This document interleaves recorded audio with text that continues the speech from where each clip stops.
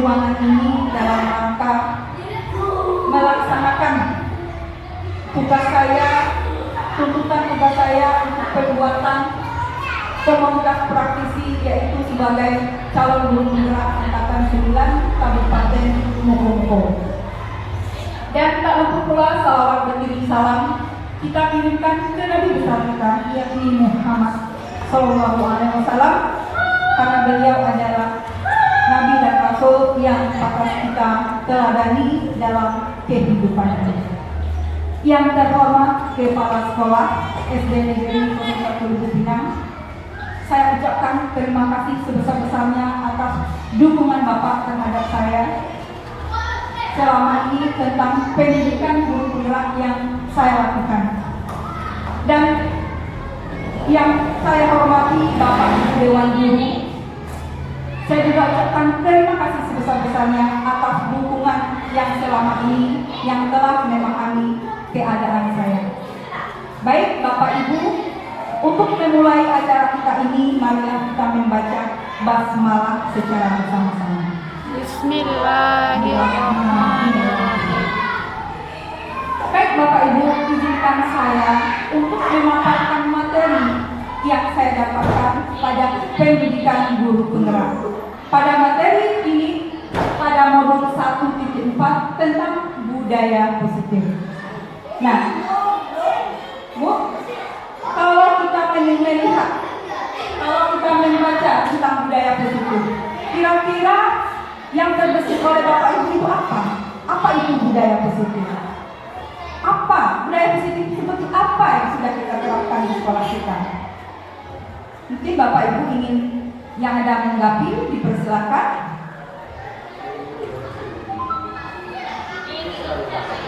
Ini? Ya, silakan. Ya, contohnya datang tepat waktu, kemudian berpakaian rapi, kemudian membersihkan lingkungan sekolah yang dipandu oleh guru. Ya, sangat tepat dan betul sekali. Itulah contoh-contoh budaya positif yang bisa diterapkan di sekolah. Nah, di sini kita harus tahu apa itu budaya positif. Menurut teori atau buku pada modul 1.4 ini, budaya positif itu merupakan perwujudan dari nilai-nilai atau keyakinan universal yang diterapkan di sekolah. Nah, keyakinan universal berarti keyakinan secara umum. Bapak Ibu, budaya positif ini diyakini bisa menciptakan kolaborasi antar sekolah, warga sekolah, antar murid untuk membentuk pribadi murid kita yang berkualitas, berkarakter baik sesuai dengan profil Pancasila yang lagi tren pada saat sekarang, Bapak Ibu ya. Lanjut. Nah, pada konsep-konsep budaya positif ini ada 7, Bapak Ibu. Yang pertama, perubahan paradigma belajar, disiplin belajar, motivasi perilaku manusia, kebutuhan dasar, posisi kontrol restitusi, keyakinan kelas, segitiga restitusi. Nah, lanjut kita bahas dulu tentang perubahan paradigma belajar. Lanjut. Nah, Bapak Ibu, paradigma itu cara pandang sesuatu. Bagaimana kita memandang terhadap sesuatu. Di sini perubahan paradigma belajar dari stimulus respon pada ke teori kontrol. Nah, di sini stimulus respon ini kita mencoba mengubah orang berpandangan sama dengan kita. Itu menurut stimulus respon. Tapi kalau menurut teori kontrol ini berlawanan dengan stimulus respon. Kalau teori kita berusaha memahami pandangan orang lain tentang dirinya. Lanjut,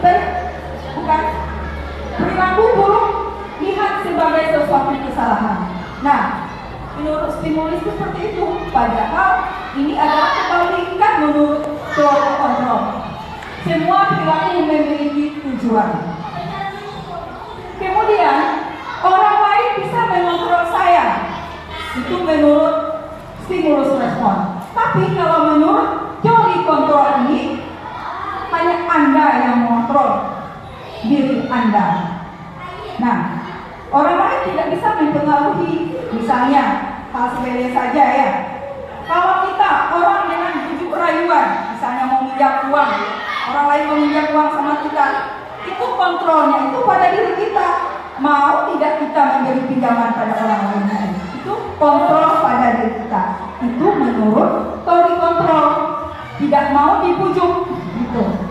Lanjut, saya bisa mengontrol orang lain. Nah, pada stimulus ini saya bisa mengontrol orang lain. Tapi kalau menurut kontrol, Anda tidak bisa mengontrol orang lain. Itu termasuk anak didik kita, Bapak Ibu. Kita menurut teori kontrol ini, kita tidak bisa mengontrol mengontrol murid kita. Ini menurut teorinya. Kemudian pemaksaan ada pada saat bujukan gagal. Nah, menurut respon ada pemaksaan bujukan gagal. Kemudian kalau menurut teori kontrol, kolaborasi, konsensus menciptakan pilihan-pilihan yang baru. Kemudian model berpikir menang kalah. Kalau teori kontrol, model berpikir menang-menang. Menang-menang ini artinya selalu ingin ada mencari solusinya. Operator, lanjut. Nah, konsep budaya positif selanjutnya yaitu disiplin positif. Disiplin positif ini mungkin sudah sering juga kita dengar ya Bapak Ibu ya. Disiplin positif. Kalau kira-kira kita membutuhkan disiplin positif kepada anak, kira-kira gimana Bapak Ibu? Yang biasanya kita terapkan di sekolah untuk mendisiplinkan sekolah. Mungkin ada yang ingin menanggapi? Baik. Biasanya makna disiplin itu cenderung kita mendapatkan kepatuhan. Kita buat aturan agar orang lain itu patuh sama kita. Nah, sebagai pendidik, kecenderungan inilah yang harus kita hilangkan Bapak Ibu. Nah, seharusnya seorang pendidik menciptakan anak-anak memiliki disiplin diri. Disiplin diri di sini yaitu berasal dari diri anak sendiri, intrinsik. Intrinsik itu berasal dari datang dalam dirinya sendiri, bukan karena orang lain. Dengan tujuan dia menghargai nilai-nilai kebajikan, bukan apa yang dihargai. Lanjut, operator. Nah, selanjutnya ada konsep budaya positif tentang motivasi perilaku manusia. Motivasi. Kenapa dia melakukan ini? Kenapa manusia ini melakukan ini? Itu ada motivasinya 3. Pertama, untuk menghindari kenyamanan atau hukuman.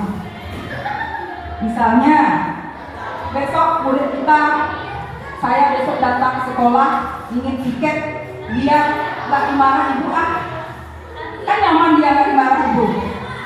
Ya, tujuannya seperti itu. Berarti disiplin dia itu karena guru. Kemudian lagi, saya datang ke sekolah, datang misalnya tidak terlambat upacara, tidak lengkapnya atribut saya ini, murid kita berpikir seperti itu, nanti dihukum oleh Pak Danu misalnya, dihukum oleh guru piket misalnya. Itu adalah motivasinya itu masih datang dari luar, yang disebut dengan intrinsik, bukan datang dalam dirinya. Lanjut lagi, untuk mendapatkan imbalan atau penghargaan dari orang lain. Nah, ini misalnya anak murid kita, contoh, saya piket hari ini dia dipuji oleh ibu saya. Nanti, berarti lokalnya ya, siapa yang piket ini? Yang harap imbalan. Yang dia lakukan itu mengharap imbalan atau penghargaan.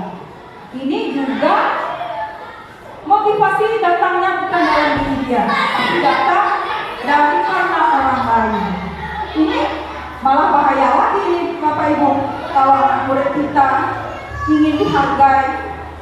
Kalau misalnya kecewa nanti, saya udah capek-capek bersih kelas misalnya ya, capek-capek seperti kelas 1 berbaju rapi, tapi kok ibu ini tidak memuji saya. Kalau itu yang diharapkan, ini bahaya pada anak-anak. Ini disebut masih motivasi ekstrinsik yaitu datang dari luar karena orang lain, karena diuji. Kemudian yang ketiga ini adalah untuk menjadi orang, mereka inginkan dan menghargai diri sendiri dengan nilai-nilai yang ia percaya. Nah, ini yang harus kita terapkan di sekolah Bapak Ibu. Anak itu melakukan kedisiplinnya, dia ingin menghargai dirinya. Contoh, saya pada hari ini tidak mau datang terlambat di kelas makan karena Ibu Surya ingin mengajar matematika pada hari ini. Kalau saya terlambat, berarti saya tidak paham dengan materi awalnya. Ada keinginan dari hatinya, bukan karena ingin dipuji dihukum. Itu keinginan dalam hati diri dia sendiri. Itu salah satu contoh untuk menghargai dirinya. Itu juga. Nah, pada hari ini saya harus cepat bangun nih untuk mengikuti acara muhadarah. Di sini kalau motivasi anak itu ingin belajar, oh iya pada hari Jumat ini di acara muhadarah kan anak kelas 6C. Di sini saya nanti bisa belajar melihat tampilan mereka. Tujuannya dia ingin belajar. Nah, itu motivasi datang dalam dirinya, yaitu motivasi intrinsik, yaitu artinya untuk menghargai dirinya, untuk keselamatan dirinya. Lanjut operator. Bapak Ibu mungkin karena udah siang, mungkin kelihatan capek, udah goro. Masih semangat Bapak Ibu? Gimana? Kuliahnya masih semangat ya? Oke, sekarang mana semangatnya Bapak Ibu? Semangat! Ya, luar biasa ya, luar biasa. Cuma Pak Daru yang bisa semangatnya. Oke, terima kasih atas semangatnya. Iya, kita kembali ke monitor. Perbedaan antara hukuman, konsekuensi, restitusi. Nih, kita ambil satu kasus murid datang terlambat ke sekolah. Nah, apa beda hukuman, apa beda konsekuensi dengan restitusi ini? Kita lihat dulu Bapak Ibu. Kalau di bidang hukuman, nah, kita selaku guru, apa tindakan guru kalau seperti hukuman? Murid disuruh berdiri di depan kelas karena dia terlambat. Itu termasuk hukuman. Kemudian guru marah-marah ke murid. Nah, dan kemudian lagi murid disuruh menulis, saya tidak akan terlambat lagi sebanyak 100 kali. Itu disebut dengan hukuman. Itu salah sebagian contohnya. Misalnya lagi hukuman pada murid pada saat kita mengulangi pelajaran, murid itu mungkin tiduran, kurang perhatian. Pas kita mungkin lagi emosi, lagi marah. Nah, coba kamu maju ke depan. Coba kamu isi jawaban. Tentu orang yang melengah tadi, kurang perhatian pada materi tadi, dia tidak bisa menjawabkan Bapak Ibu. Setiba di depan, bukan karena kamu tidak memperhatikan ibu, cuma karena kamu nggak tahu. Silakan kamu duduk. Silakan kamu. Dan yang lain coba kamu kita panggillah anak orang pintar ini yang di sini. Nah, di sini juga terbentuk hukuman Bapak Ibu. Tapi seolah kita merendahkan murid kita. Itu tidak boleh kita lakukan seperti itu. Walaupun tujuannya bagus, tapi sudah mematahkan semangat. Kemudian konsekuensi. Apa sih konsekuensi ini? Nah, konsekuensi ini artinya aturan di sekolah kita itu sudah jelas. Anak itu mengetahui, tapi kadang-kadang dia melanggar. Contoh, guru memberi konsekuensi berada di dalam kelas selama jam istirahat. Karena dia terlambat tadi, guru memberi konsekuensi. Karena dia terlambat tadi, berarti tidak diperbolehkan dia istirahat di luar. Begitu. Kemudian guru tegas, murid menghargai guru. Nah, dalam konsekuensi ini, karena aturannya sudah jelas, makanya murid itu tetap menghargai guru. Misalnya lagi, contoh aturan kelas kita ya, anak murid kita tidak boleh bawa jajanan plastik berkeliaran di kelas, jalan-jalan. Pas ketemu oleh guru, guru bertanya, kamu tahu konsekuensi kelas kita? Sekarang silakan kamu kembali di tempat zona tempat belajar. Itu merupakan satu konsekuensi yang dilakukan oleh seorang guru. Nah, yang lanjut yang ketiga, restitusi. Pernah ibu mendengar kata restitusi? Restitusi, aku restitusi. Ya, saya pun juga mendengar mendapatkan hal yang baru Bapak Ibu selama pendidikan guru penggerak ini, restitusi. Sebelum ini saya juga belum pernah apa nih restitusi. Iya, betul. Restitusi ini. Apa tindakan guru? Apa yang disampaikan guru pada restitusi ini? Guru menilai keyakinan kelas yang telah disepakati dan guru menyelesaikan masalah. Nah, ini yang harus diharapkan yang dilakukan oleh guru.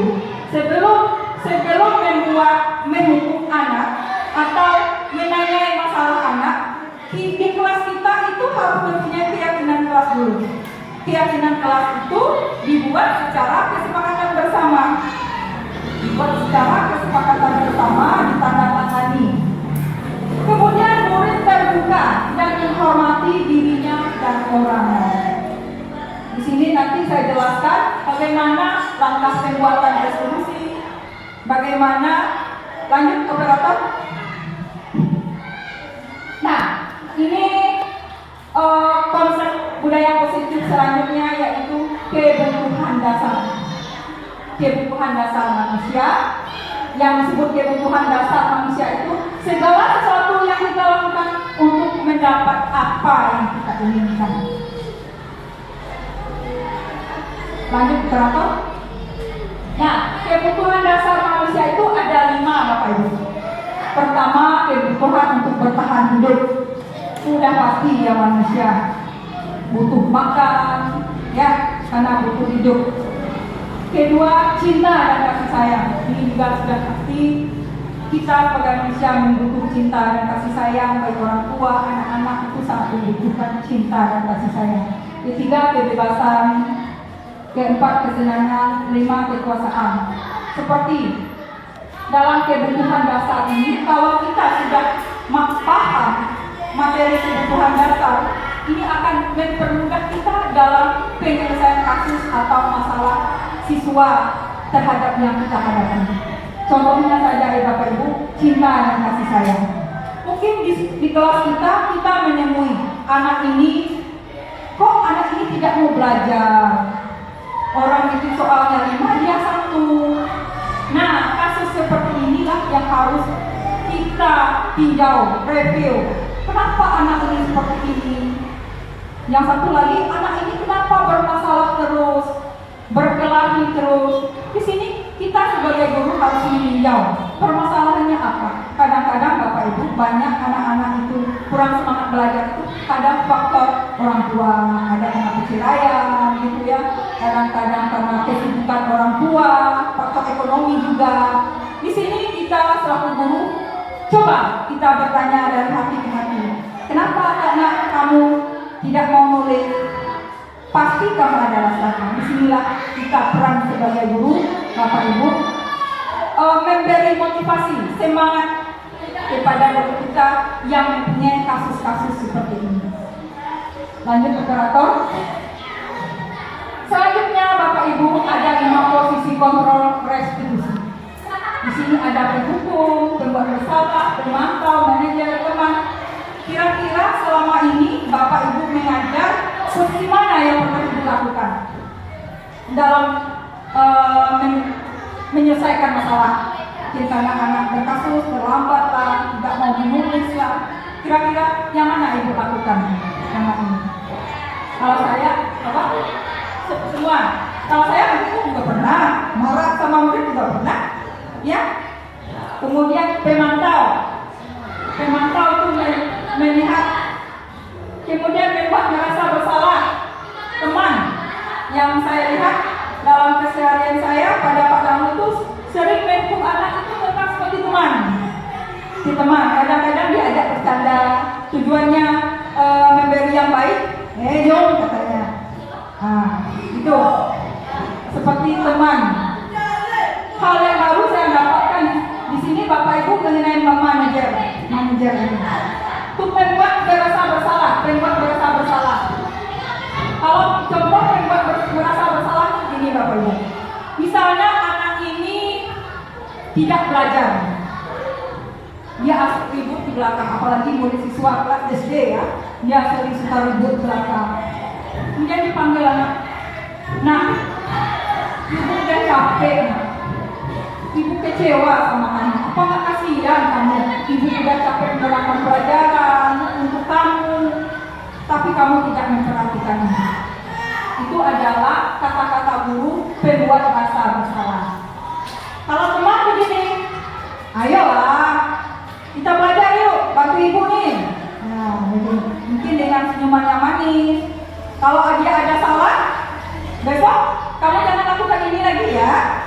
Nah, mungkin dengan senyuman kecil, ketawa kecil, itu kita sebagai teman. Kemudian ini pemantau. Pemantau ini kita memantau murid kita. Nah, lanjut lagi sebagai manajer. Nah, dari 5 posisi kontrol eksekusi ini, yang ideal, yang dianjurkan menurut teori budaya positif ini tidak adalah sebagai manajer. Lanjut operator. Nah, ini contohnya Bapak Ibu. Contoh penerapan 5 posisi kontrol. Pada saat kasusnya, siswa tidak memakai atribut lengkap saat upacara bendera. Kalau posisi penghukum, apa yang disebutkan oleh gurunya sebagai penghukum ini? Ini contohnya Bapak. Hormat pada bendera selama 1 jam. Kita suruh anak kita hormat bendera 1 jam. Karena kasusnya tadi tidak memakai atribut upacara, itu guru sebagai penghukum. Kemudian lagi, bagaimana kalau guru sebagai pembuat merasa bersalah? Nah, ini yang disampaikan oleh guru. Berapa kali ibu sampaikan pada kamu, nak, memberitahu sama kamu selalu saja mengecewakan ibu.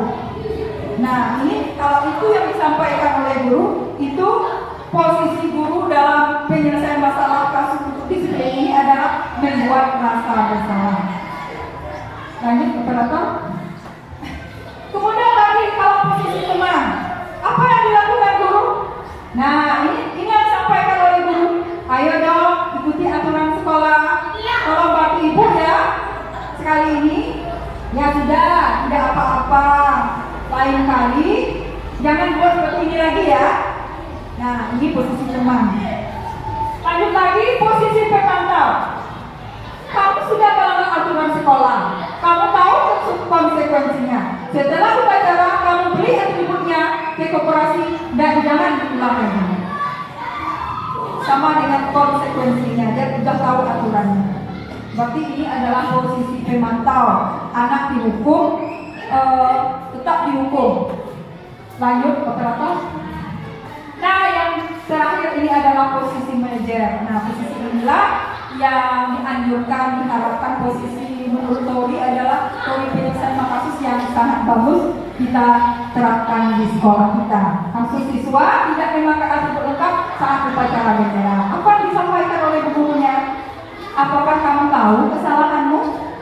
Seperti guru itu bicara dari hati ke hati, seolah anak ini tidak ditekan, tidak merasa dimarah.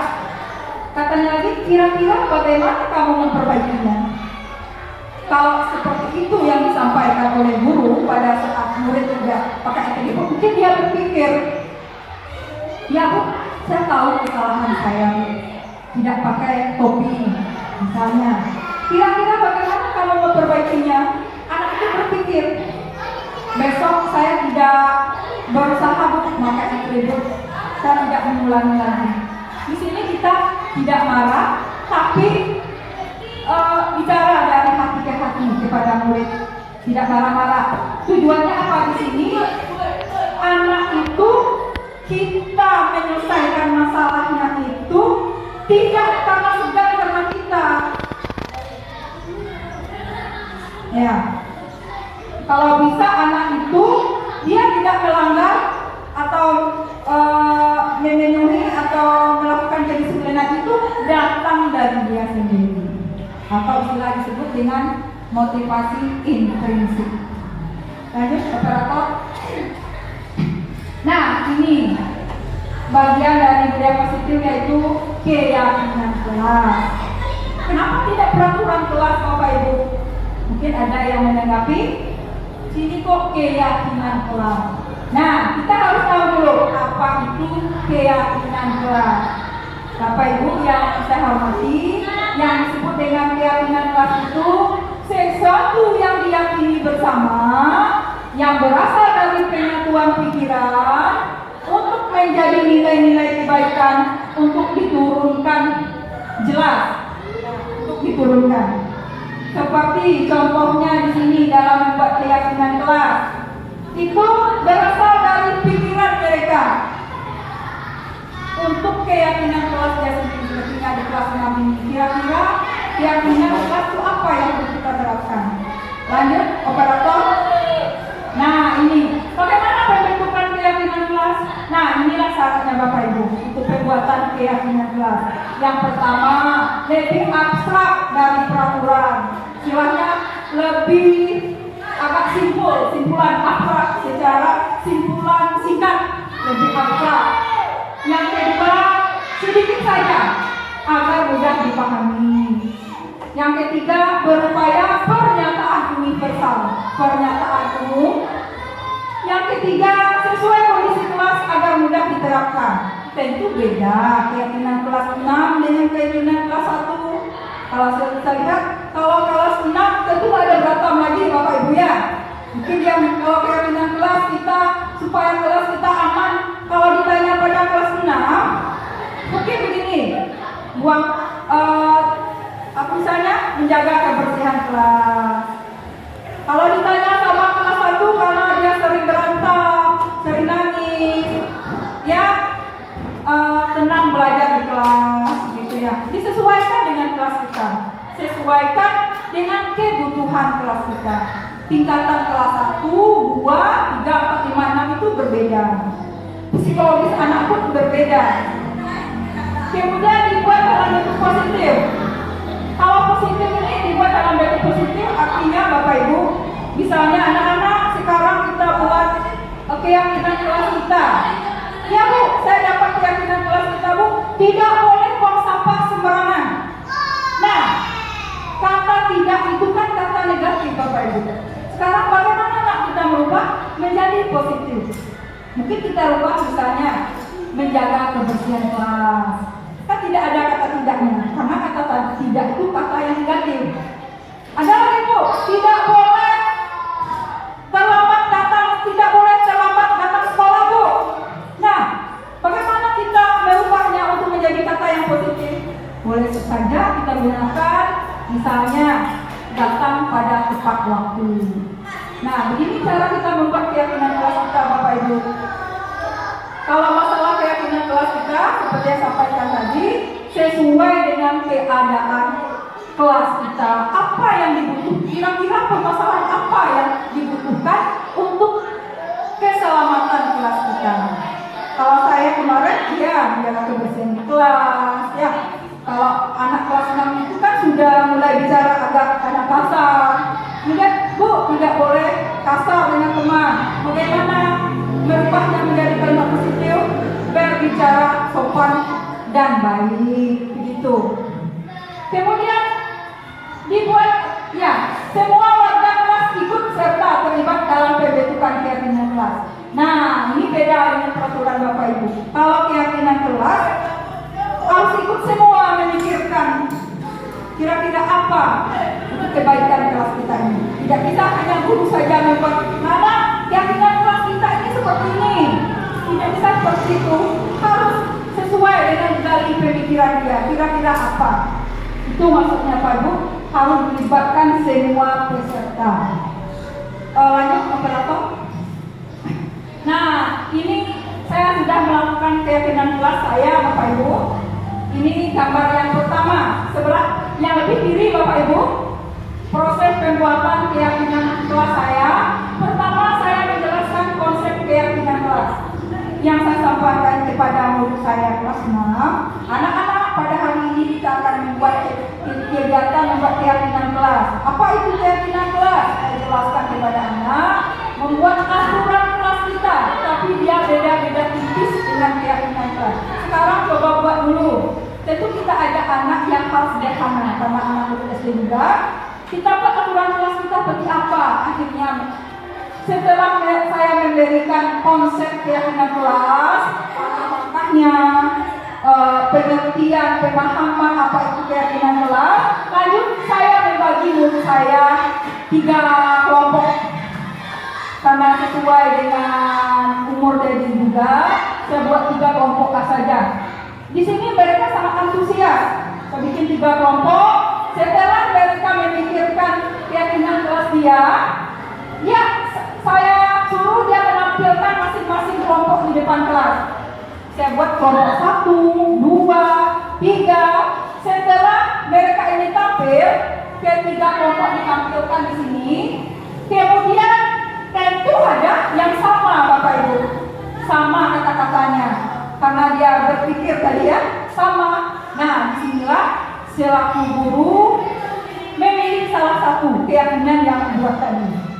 Misalnya hal-hal yang sama ini sama karena kita pilih satu. Kalau memang kurang lengkap dilengkapi. Akhirnya setelah disepakati guru kata-kata yang sama tadi dibuat jadi satu.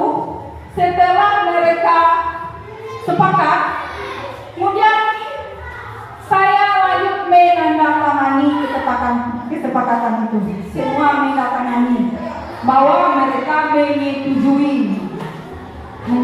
Setelah itu, setelah menandatangani, akhirnya keyakinan kelas akan kita tampilkan di dalam kelas agar mereka tujuannya apa? Bisa menyerahkan secara bertanggung jawab karena sudah ditandatangani tadi. Lanjut operator. Nah, selanjutnya lagi Bapak Ibu, masih semangat Bapak Ibu? Masih semangat ya Bapak Ibu ya? Ya, saya juga masih semangat. Mudah-mudahan Ibu juga semangat karena suasana siangnya begini. Ya. Kemudian budaya positif selanjutnya itu ada segitiga restitusi. Nah, mungkin pernah mendengar segitiga restitusi Bapak Ibu? Pernah mendengarnya Bapak Ibu? Belum. Saya juga baru mendengarnya ini, baru membaca, juga baru memahami apa itu segitiga restitusi. Masa pendidikan guru penggerak inilah saya mengenal ini. Yang disebut segitiga restitusi ini Bapak Ibu, suatu proses dialog yang dijalankan oleh guru agar dapat menghasilkan murid yang mandiri dan bertanggung jawab. Segitiga restitusi ini ada 3 tahap. Yang pertama yang disebut dengan istilah menstabilkan identitas. Yang kedua validasi tindakan yang salah. Dan yang ketiga menanyakan keyakinan. Nah, kita lihat apa itu menstabilkan identitas dan validasi dan juga menanyakan keyakinan. Lanjut operator. Nah, ini Bapak Ibu, menstabilkan identitas. Kalau pada saat kita menyelesaikan masalah, apa yang kita sebutkan, apa yang kita sampaikan selaku guru. Kita nggak marah-marah, ini maksudnya di sini. Apa yang kita sampaikan? Ini perkataannya Bapak Ibu. Katanya berbuat salah. Tentu dalam penyelesaian masalah kita panggil murid dulu. Kemudian tentu kita tanya masalahnya apa? Kamu berantem tadi kenapa? Nah, setelah dia menyebutkan saya berantem tadi Bu, karena dia duluan, misalnya anak SD kita ya. Itu makanya saya berbuat seperti itu Bu, murid kita SD. Kemudian guru ini menjawab pada menstabilkan identitas begini, berbuat salah itu wajar. Nah, itu yang disampaikan oleh guru. Tidak ada manusia yang sempurna.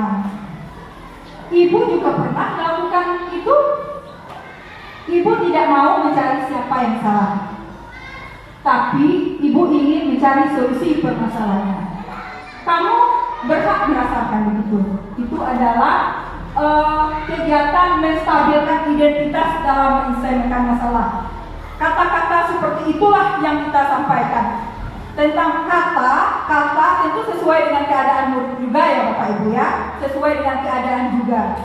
Nah, lanjut operator.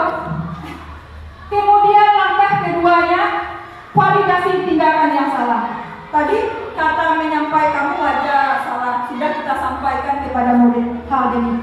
Tentu kita lanjutkan lagi. Kamu pasti punya alasan mengapa kamu melakukan itu. Selama ini kalau saya sendiri, mungkin Bapak Ibu ya, mungkin kita langsung marah aja sama dia. Kamu terus yang melakukan kesalahan. Kamu lagi. Tapi kalau pada restitusi ini kita katanya kamu pasti punya alasan. Kalau kita sudah bicara seperti itu, tentu anak menyebutkan alasannya. Padahal kamu bisa melakukannya lebih berbuat dari itu. Misalnya anak murid kita memukul temannya, misalnya sedikit kena kepalanya, nangis. Kita tetap memberi dukungan kepada dia. Dukungan itu hal seperti apa? Ibu menghargai kamu. Pasti kamu yang penting kamu tidak melakukan lebih dari itu. Kita tetap hargai pembicaraan dia. Seperti di sini kita tidak memojok murid kita ya. Nah, ibu menghargai kamu tidak melakukan lebih dari itu, misalnya sampai memukul dengan batu, misalnya. Disinilah kita sebagai validasi tindakan salah. Kemudian kamu patut bangga karena telah melindungi sesuatu yang penting buatmu. Kamu melakukannya karena mempertahankan sesuatu yang penting bagimu. Kita memberi kebutuhan dasar kepada murid itu. Lanjut, operator. Nah, terakhir menanyakan keyakinan. Seperti yang seharusnya kita Bapak Ibu, kita punya keyakinan kelas. Supaya mereka itu meyakini kesalahan dia dan bertanggung jawab. Nah, kalau pada keyakinan kelas ini, apa ditanyakan oleh guru? Ini, apa keyakinan kelas kita? Tanya dulu, karena dia tadi kan istilahnya berantem dengan kawan. Dalam keyakinan kelas kita, mungkin ini cocok untuk kelas 1 ya Bapak Ibu ya.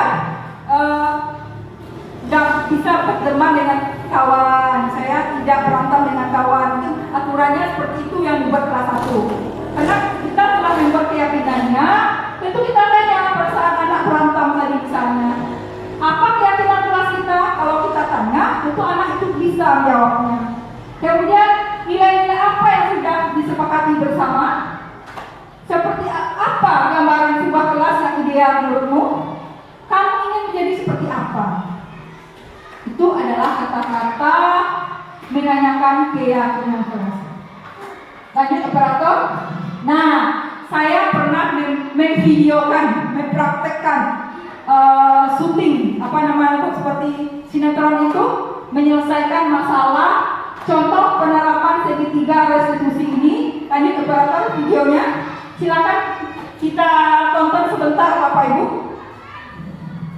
Kita tonton sebentar video ini yang sudah saya terapkan di sekolah.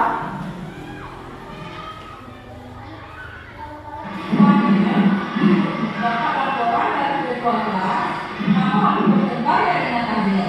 Ya Bu, ya saya kesal Bu. Kenapa kamu kesal? Ada tidak itu mengganggu dan mengganggu saya Bu. Dan selalu menunjukkan kemauan saya Bu. Memang lagi belum menunjukkan saya. Oh, itu masalahnya. Ya, kamu marah dan kesal jika itu posisi kamu, tapi kamu marah. Ya Bu. Lalu, apa yang kamu lakukan kepada adil?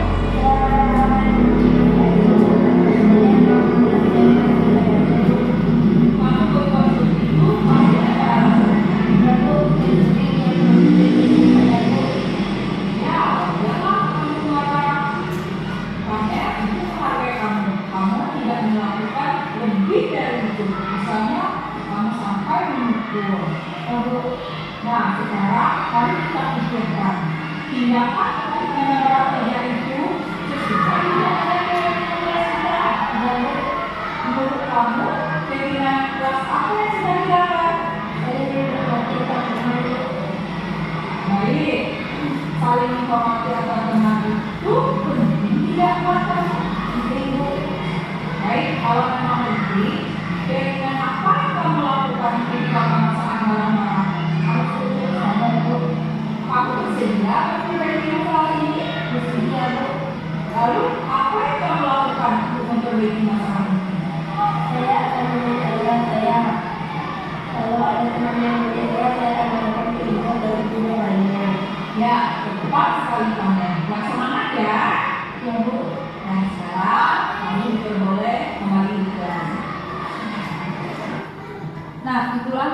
contoh Bapak Ibu yang mana yang validasi menyelesaikan masalah yang disebut dengan identitas masalah, di mana menanyakan keyakinan kelas. Di situ adalah contoh video yang saya buat. Kemudian ini ada video tanggapan dari murid setelah saya menyelesaikan masalah tersebut. Silakan operator. Assalamualaikum warahmatullahi wabarakatuh. Perkenalkan, saya Fatima Binja, siswa kelas 6A dari SD Negeri Kabupaten Pinang. Saya sangat senang diajak berdiskusi oleh Bu Sujanila untuk dapat menyanyikan diri dari amarah karena berlaku dengan salah saya. Saya akan banyak bersabar dan dapat menghormati teman saya. Wassalamualaikum warahmatullahi wabarakatuh. Nah, itulah bentuk tanggapannya dari Ibu. Mungkin materi ini sampai di sini. Lanjut operator.